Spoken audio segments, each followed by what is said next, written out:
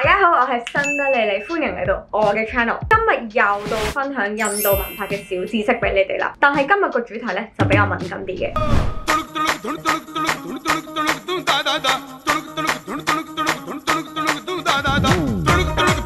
我今日想講嘅主題咧就係賣淫啦。而家用印度人嘅身份啦，我屋企背景都係比較開放啦，但係有好多嘢喺印度文化咧，我哋都係唔敢講嘅，例如 sex 啊、拍拖啊、賣淫呢啲嘢係唔敢講或者唔會講嘅。但係我發現原來印度歷史咧係講得好仔細嘅，同埋個背景都幾有趣嘅。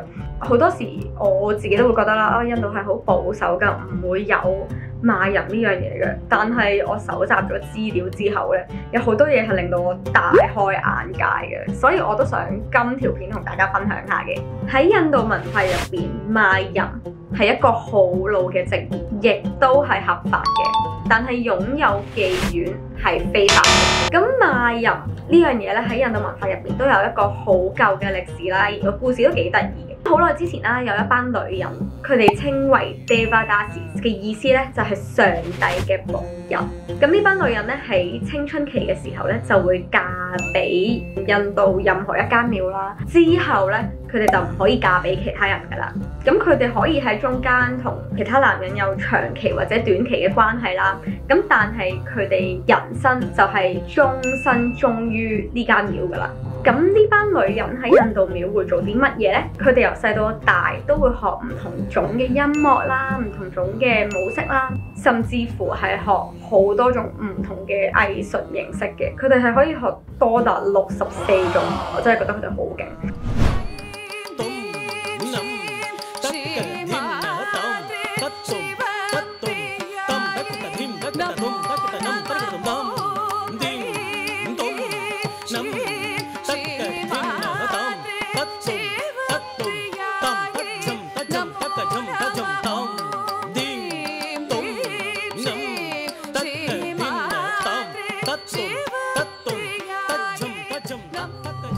佢哋之後咧就會日日都喺印度廟度表演啦、跳舞啊，甚至乎好多皇帝都會邀請佢哋去皇室度表演嘅。如果佢哋表演得好嘅話咧，皇帝都會俾啲錢佢哋，或者甚至乎俾笪地佢哋嚟獎勵佢哋嘅。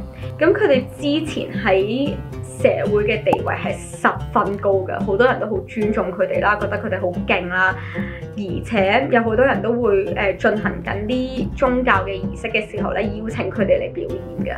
聽落去都覺得好有趣啦。咁但係而家呢班女人又喺邊呢？咁呢班女人開始同印度廟嘅關係越嚟越少啦，而好多國王都改咗佢哋嘅身份成國王嘅情婦啦。咁佢哋少咗喺印度廟表演啊，或者少咗俾人邀請嚟佢哋屋企表演啦。去到19世紀咯喎，當西方入侵印度嘅時候，廢除咗好多傳統。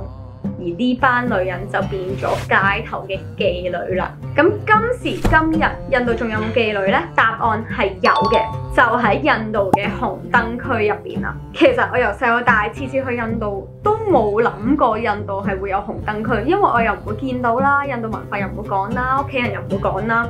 但係印度嘅大城市，例如孟買啊、新德里都有紅燈區嘅，只係收到勁埋，係真係想揾到嘅人先會揾到呢個地方嘅。咁細個都係聽啲朋友講話 Amsterdam 啊、泰國啊，但係亞洲最大嘅紅燈區就喺印度一個叫做加里各答嘅城市入邊。之前咧，加里各答最受歡迎就係一位叫做 Mother Teresa 嘅人啦，但係而家已經唔係啦。加里各答入邊有一個地方叫做 Sonagachi， 入邊係有16,000位性工作者。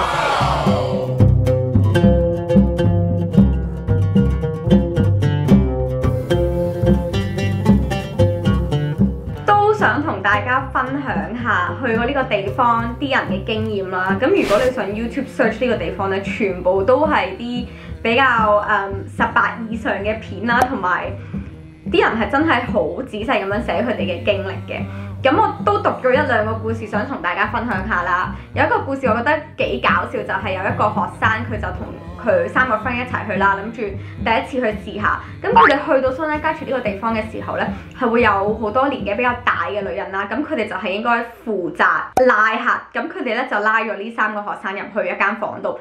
呢3個學生入咗間房之後呢，呢個女人就鎖咗佢哋，困住咗佢哋喺入邊喎。點知咧，原來間房入邊係有8至9個女人。咁佢哋咧就係咁問呢3個學生攞錢啦。個學生就話：哦，出邊年紀大啲嗰個女人咧就話300蚊嘅啫，即係30蚊港紙。呢8至9個女人咧就喺度鬧佢哋啦，就話唔係啊，要成1000蚊㗎，即係100蚊港紙。你唔俾嘅話，我哋會大嗌㗎，我哋會即係會攞晒你啲嘢啊，攞晒你電話，你而家手上有幾多錢？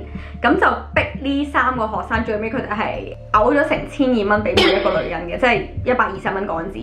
咁佢哋咧先可以出翻嚟。咁佢哋一出到嚟咧，佢哋就即刻走啦，因為佢哋覺得個經歷好唔開心。咁另外一啲經歷咧，就係一個男人分享。咁佢就去咗2次嘅。第一次去嘅時候咧，佢就係俾人呃錢啦，又係人哋同佢講價嘅時候咧，佢就話要30蚊啊，但係人哋就攞咗佢100蚊啊。咁佢就話入到間房嘅時候咧，間房係污糟邋遢啦，跟住個女人係冇除衫啊，跟住5分鐘之後就出咗嚟啦咁樣咯。咁佢就話第2次去嘅時候咧，佢就揾到一間好啲嘅，因為佢話咧，你去到蘇丹加柱呢個地方咧，係好多人都會拉客，就要去到一個比較少人嘅地方，而揾一位係真係唔會拉佢嘅，要自己行過去問人哋咧，嗰啲先係一個好嘅 prostitute 啦。另外咧，我覺得有一個故事都幾值得分享咧，就係有一位 NGO 嘅 worker，咁佢就去咗蘇丹加柱嘅時候咧，佢就想做 research 嘅。佢去到蘇丹加柱就揾咗一位大約29歲嘅女人啦，就想同佢傾下偈，攞啲 research 嘅 material 啦。呢位女人咧，其實一開始就好唔耐煩嘅，因為佢想做生意啊嘛，佢冇諗過呢個男人係想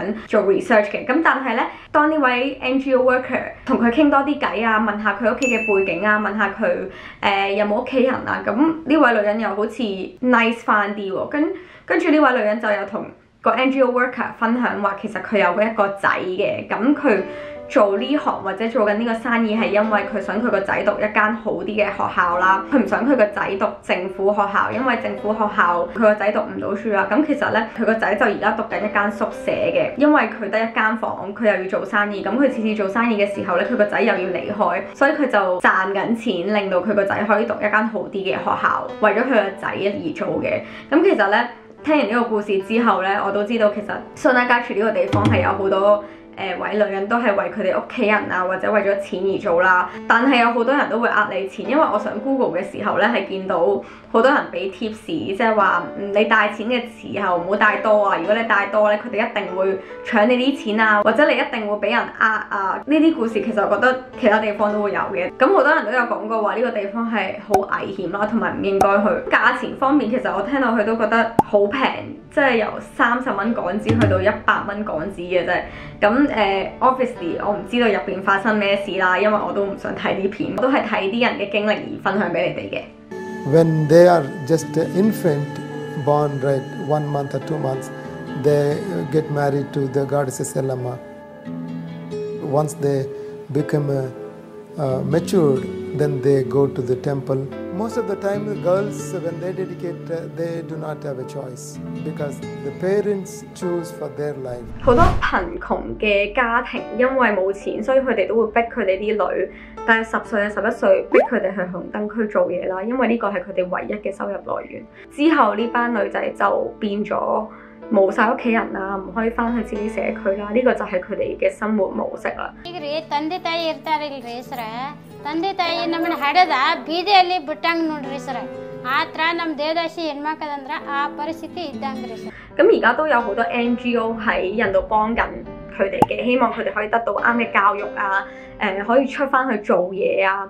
幾年前都有一個 documentary 叫做 Born in the Brothel， 係講關於紅燈區嘅小朋友啊，或者紅燈區做緊嘢嘅人佢哋嘅生活係點呢？咁如果你哋都有興趣了解多啲，你哋都可以睇呢個 documentary 啦。咁我希望我今日條片係可以俾咗少少知識你哋關於印度嘅紅燈區啊，或者背後嘅歷史。我條片就去到呢度啦。如果你哋有咩問題呢，你哋都可以喺 comment 度問嘅。我哋下次再見，拜拜。